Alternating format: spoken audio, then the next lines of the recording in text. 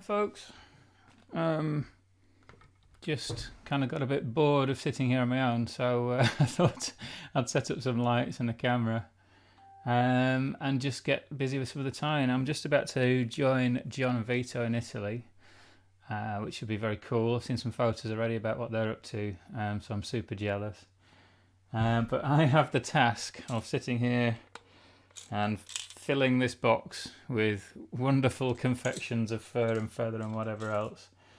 So I'm going to sit here and crank some out. I have got my phone here, so if you do have any questions or whatever, I'll try and pick them up and make it a bit more interactive than me just sitting here tying flies. But that was basically it. I just kind of sat here thinking, oh, I'm a bit lonely. So I wonder what everybody else was up to out there. Let's see if we could actually get on here. Can't see anything on my phone at all. There we go. Reception's not great down here. Oh, it's Bernard. Hey, Bernard. Hey, Simon. So yeah, I'm just going to sit here and crank out some Western flies because the trip to Italy, thanks to some of our amazing intrepid clients, is going to be based around lots of tactics that are sort of non-tenkara, but that are really kind of this, more just like a universal approach to fly fishing and presentation and what have you. So yeah, particularly based around like European nymphing, some streamer fishing. You might have seen in the box here one or two sort of Christmas tree decoration style things. This sort of jig streamers and all that kind of stuff, which is a bit of a departure, I think, from a lot of the stuff we put out. So yeah, I'm just going to go ahead and tie, and if you guys have got any questions, any contributions, whatever, feel free to jump in and I'll try and answer them as we go, or even tie along. It could be like an interactive experience. But yeah, I've got a ton of stuff to do, so I'm going to go ahead and actually thread a load of beads and get them going, sort of can tie them in bulk.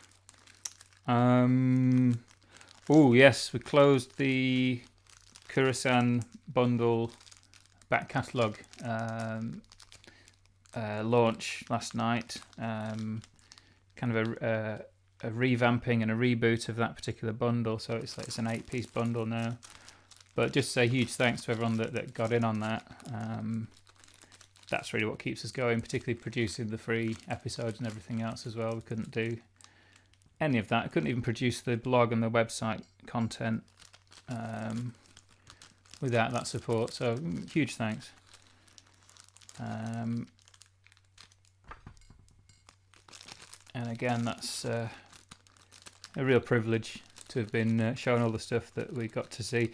To be fair, that is a distillation of kind of maybe 5 years worth of visits with Kurasan and the people that he fishes with. So it's not only the stuff that we filmed over the two, I think it's 2015 and 2017 is the footage and the photos that are in that one.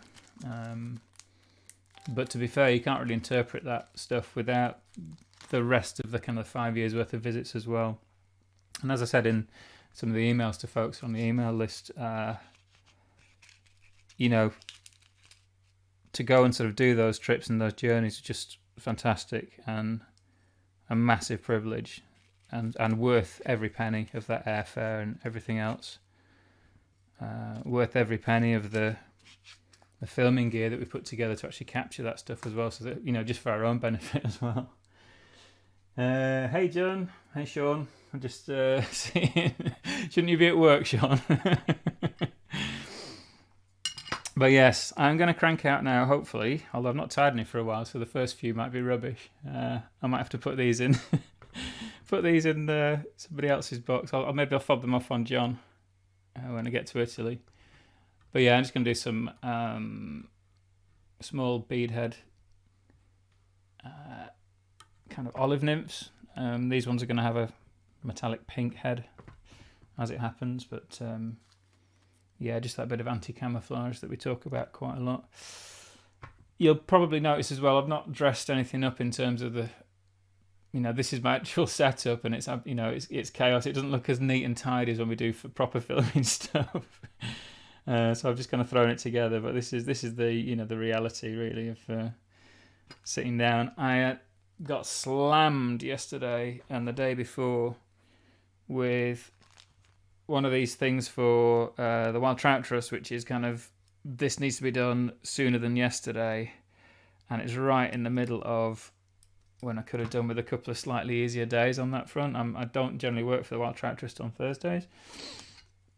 But I think I cranked out about 27 hours of work over 2 days on that. That microphone's in a bad spot for that.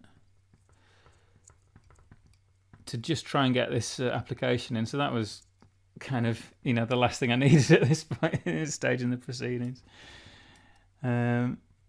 But we got through it.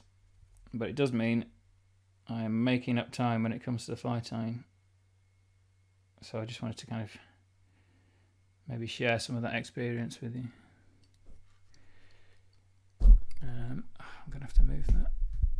How's that? Can you still hear me if I do that? Just drop a yes in the chat box or a thumbs up. Apologies that it's not going to be especially close up on the vise, but I think, you know, these are pretty standard patterns, and I'll maybe throw some photos up, just maybe phone camera shots later on when I'm done, so that you can see. And this one is literally the first one I've tied today, so it is going to be, you know, getting the ring rust off and getting back into the swing of it. Finding the materials is helpful as well, isn't it? There we go. So yeah, I've just got Coq de Leon tails, or Gallo de Leon, I think the aficionados would have it. Bernard St. Pardon, I had no idea what that was related to.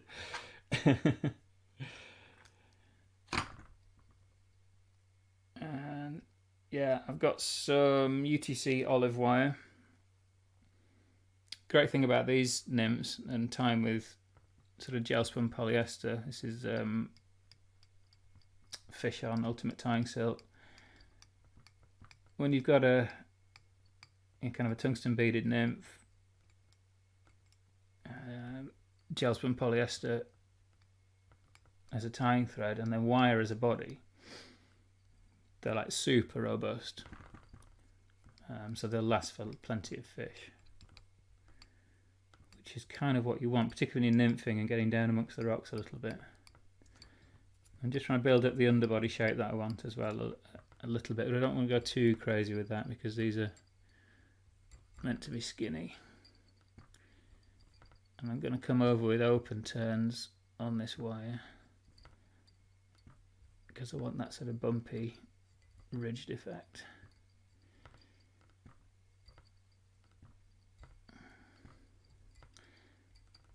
And for you folks at home, I'm going to be doing this same pattern quite a few times because I've got a little space right here waiting for those. So hey, I noticed Steve Cullen's jumping on there.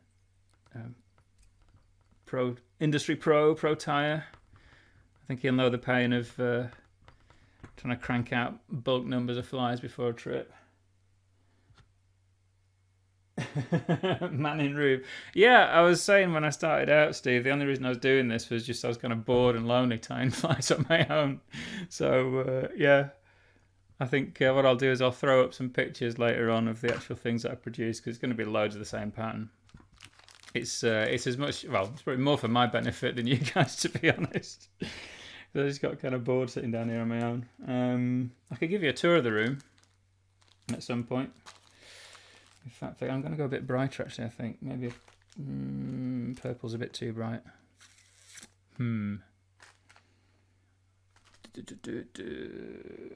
Oh, okay. Yeah. So I got some UV eye stub, some caddis green. I've had this box for years actually. You can sort of see which colours get used a lot. But yeah, what was I saying about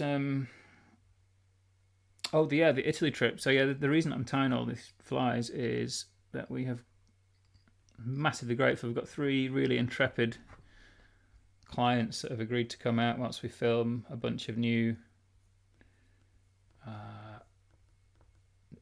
river fly fishing content, but it's going to be super in depth, and it's going to basically the tuition that they get acting as guinea pigs for this course, that's going to go towards the creation of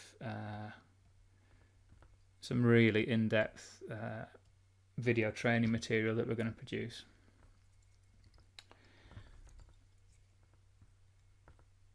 And so I'm really looking forward to that, because it's not stuff that we've taught before, and I'm just really hoping that obviously the weather helps us out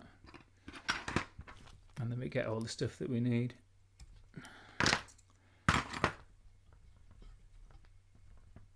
So that's one down. Cheers, Steve. Yeah, it's going to be pretty cool. There's going to be a lot of content, and we're probably going to end up teaching some of it over sort of webinars as well, so people can jump on and actually get feedback on the progress. So that one thing we find is people often drop off when they get to a certain point and they don't quite get a certain concept, and it sort of stops them from watching the rest of that video or finishing that book. They kind of get maybe a quarter of the way through the book and they get stuck. But with that webinar thing, you can sort of help people over any little speed bumps, which is, it kind of makes sure that they get the best out of that content as well, because otherwise it gets super frustrating. And of course it's nice for us because we get to have the conversations about the kind of things that we're obsessed with our own fishing, and sharing what we're into as well. So yes, I should probably be slightly more systematic about this and actually thread multiple beads onto multiple hooks, because this is batch tying after all. Although I'm going really slowly because I'm talking at the same time. Turns out I can't pat my head and rub a stomach at the same time. But yes, I'm going to include some streamers, because on some of the beats up in the Dolomites around Trentino, we've got some big marble trout,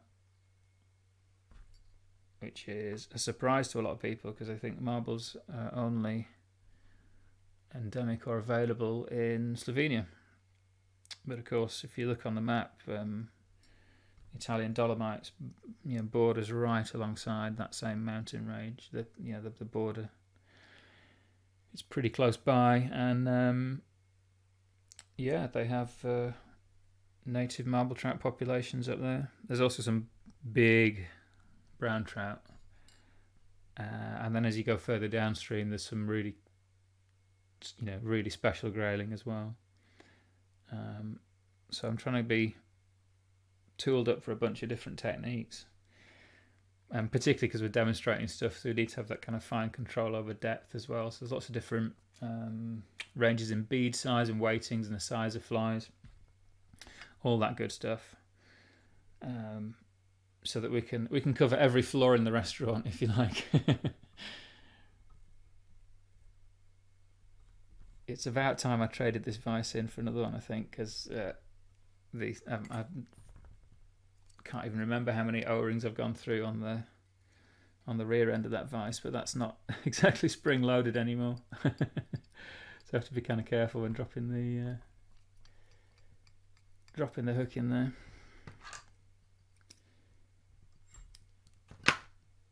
But yeah, feel free to share up any of your own upcoming trips or whatever else. Depending on how I go with this tying session, I might even start taking requests, because it's like, I'll be honest with you, I like tying like 1 or 2 of each fly, but I hate sitting down and batch tying. This is kind of why I'm just sort of spouting off to the internet now, just for something to do. But yeah, I guess one of the other things I'm looking forward to was the variety of the waters that we're going to cover.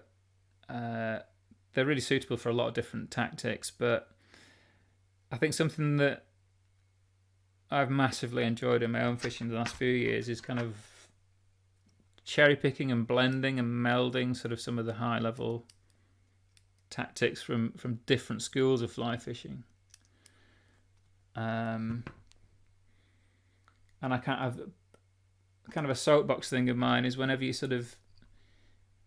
maybe post up something about that kind of approach, or that, oh, here's something that's interesting from this school of fly fishing. But I'm going particularly in Tenkara, to be honest, because again, hands up here as well, because I'm sort of part of that industry, but I think the Tenkara industry in the West has done a really terrible job of introducing the techniques and some of the more, well, cerebral's not the right word probably, but the way of thinking about the approach as well as the actual physical techniques, that's not been imported well alongside the rash of, the number of rods that we've got available to us outside of Japan. So I would say most of Tenkara is kind of trapped still in Japan, if you like. But as I was saying before, one of the things I've really enjoyed lately is taking those high level techniques, and be under no illusion, there are some world-class anglers practicing Tenkara in Japan, and you can dismiss that if you like, but that's fine, because I'll still continue benefiting from their expertise and using their techniques. But yeah, actually taking some of those, particularly the manipulation techniques, the ability to bring the flies to life and to change what you're, so without changing your fly, being able to change what it imitates and what offer you're making to the fish. I think fly fishing in general, particularly on rivers, it's very, very, it is like making a sales pitch, without scaring your customer off and making them an offer that is appealing to them. But I suppose the difference between fishing and real sales is that, I guess, in real sales you're actually trying to provide something that is directly beneficial to the person that you're offering it to. Of course, you could argue that the existence of fly fishing, and like I was saying before, I was working hard for the wild traptress yesterday, so fly fishing certainly benefits the fish, but perhaps that would be a hard sell to that particular fish that gets fooled by that fly, interrupting the day and taking them off the feeding station for a quick photo.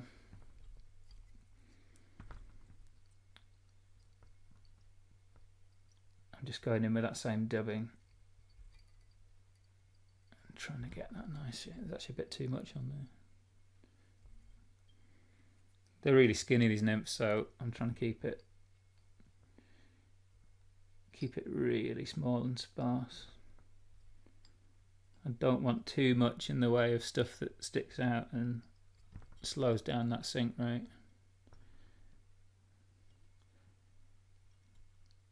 John Pearson would be rolling his eyes now because he would never be seen dead without a whip finish tool. I've got one, but I think for speed and for this sort of stuff, you don't need to be that accurate with it.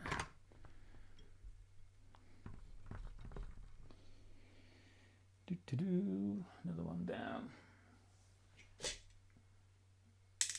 Try and get it in the right place. So yeah, as I say, that thing of taking those presentation techniques and applying it to many different genres, and just having making technique a lot more porous between different branches of fly fishing. I think that's where a lot of development is. The thing that really gets on my nerves is when I started down this track before and I got distracted, which is unusual because it's one of my pet rants. Is you see the famous phrase, "Oh, that's just ... and then insert the name of some other you know, perfectly valid fly fishing technique. Well, okay. Generally the message there is that the person that's typing that is, they don't want to know any more than what they already know. So, okay, that's fine. And also, it's a really easy way to look like you're a, you know, legend of fly fishing. Oh yes, this is simply that technique with a different name, and they're trying to rebrand it and blah blah blah blah blah. Okay, and you know, maybe that goes on, but I don't post that stuff that's like that. The reason I'm posting it is because I've been smashing it on that particular technique, or it's given particular value to me in my experimentation. And also, if it's got a different name, it's like that thing of, you know, Inuit have however many hundred or over 100 different words for snow, because if you don't know the different types and different conditions, then you don't last very long. So that those different names are really specific and really relevant. And if you've done any, let's say, reservoir lock style fishing, you'll know that there's a bunch of different names for the different retrieves. So, you know, particularly if it's competitive, you'll be able to chat and communicate with your team. What flies are you using, and not only that, how are you actually using them?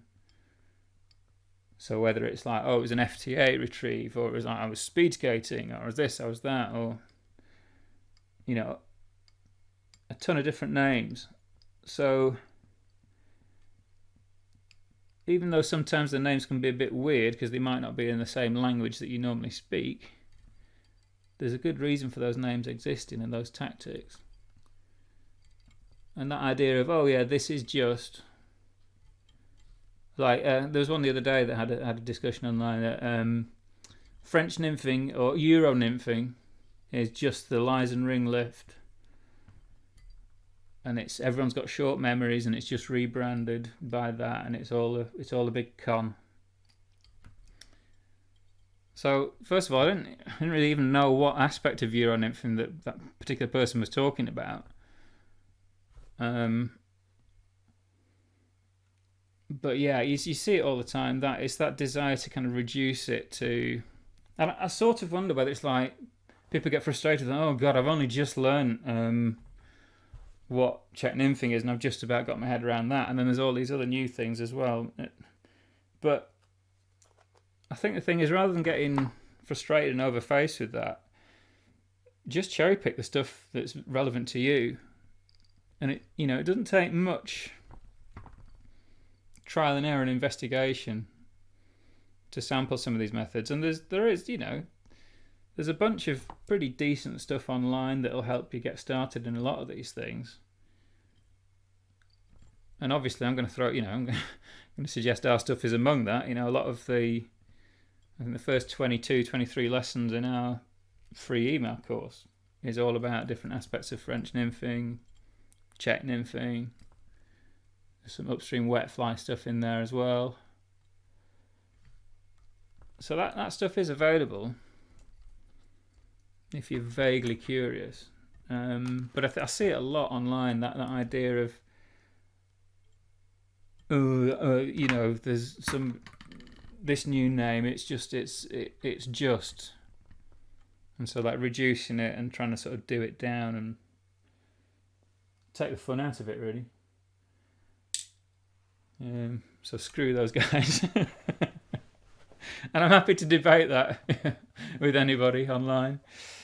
Quite happy to, because you can't really, there's no growth, there's no development if you only ever listen to the stuff or you only stick within what you already know. Because that's guaranteed stagnation, really. I'm not sure if my phone. Narcissistic, tell me a joke.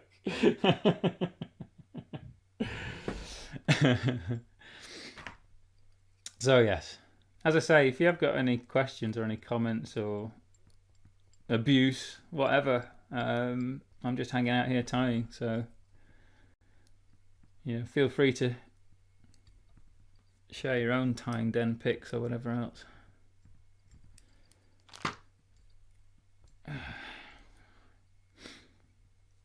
And yeah, as I say, just working my way through these. I think 2.5. I should go through some of the specs, really, shouldn't I? I've got 2.5mm anodized metallic pink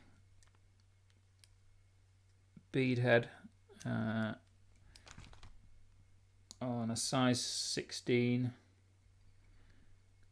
And the packet of hooks I've happened upon are from Phil Holding, actually, but it's kind of his version of the BL103 type pattern. I think it's on slightly thicker wire than the Tiemco one, so it's a little bit more in keeping with that kind of nymphing application.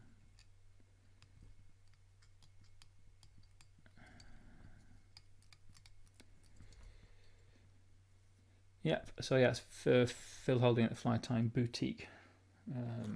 I've got a whole bunch of stuff here. I've got a lot of fish on hooks, a bunch of their beads as well. Again, it's that sort of stuff that you just amass over a long period of time and using whatever's to hand, really, including the tag end bits of wire that I snipped off from the previous one. And yeah, there's a olive UTC wire as a, well, I'm going to say a body. It's sort of open turns, but not quite as open as if I was ribbing it. But neither are they sort of touching turns of wire. And that gives a bit of density, a bit of weight, but more than that, it sort of keeps things pretty smooth. So it's that streamlined, same sort of thing as a Perdigon type of approach, but not quite as streamlined or as heavy as a Perdigon. I actually looked up where the name came from for that fly the other day. It was bugging me. I didn't know, and I think it comes from the word for like a lead shot, so like a bullet. So it sinks like a bullet. That was another thing. I saw another discussion online a year or two back. People saying, "Oh, this fad for Perdigons, it's the rubbish. I can't, I've used them. I think they're rubbish." Well, how are you using them? Because, and do you even know what they're designed for? Because that's another massive thing. That idea of functional flies. It's not, the design and the tying of a fly is not just about what it looks like in terms of its silhouette. I mean, that's important. You've got to get a tick in that box. But it's that functional design. And the application of Perdigons, like one, were you fishing those nymphs where the fish were hammering Gammarus or Caddis? They just weren't feeding on those tiny sort of olive shaped species. So that's one thing.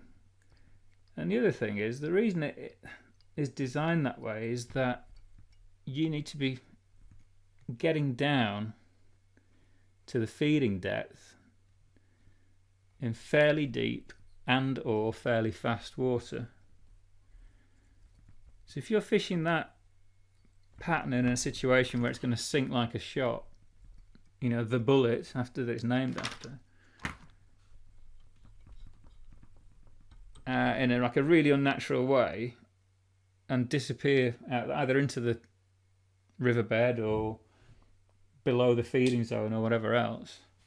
It's not just like, oh, this is the the fly of the moment, so I'll tie one of those on. Well, try and think about why you might want to use it. The reason you use them is that you need a little tiny small food item, but you need to fish it really deep without putting like a massive bomb, caddis on the point or whatever to take it down.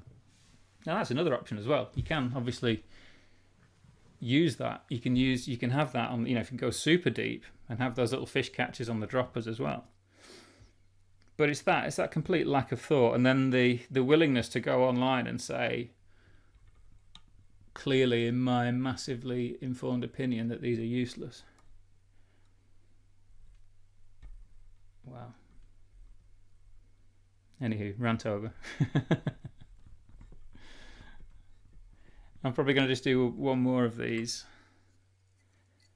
and then wrap it up and actually tie a little bit quicker because I'm not ranting into the microphone. Somebody on the internet was wrong. So yeah, I hope you all have great weekends. I hope you're getting out fishing. And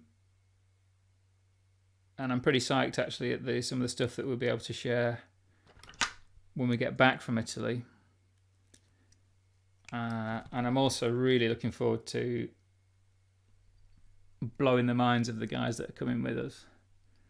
So a big shout out to Susan and Adrian and Kim. And I'll be seeing Adrian and Kim at my house before we set off to the airport. So we should have a good crack on the journey as well. And yeah, there's the stuff that we've got lined up for you guys. I'm sure you're going to love it. Because we're going to go really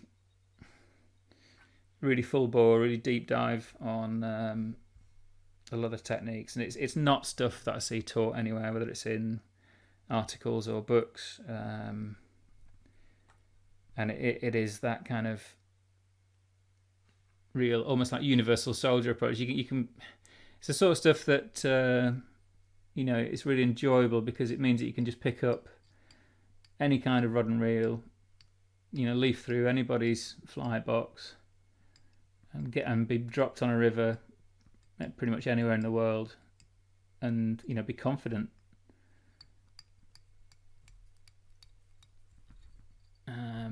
So that's the aim of the game. So on that bombshell, I'm going to finish this body. And feel free, if you do want to drop any questions or comments or anything else on there, even if I don't get to them right now, I'll leave the video up and I'll get onto those a little bit later on today and try and pick any of those things up.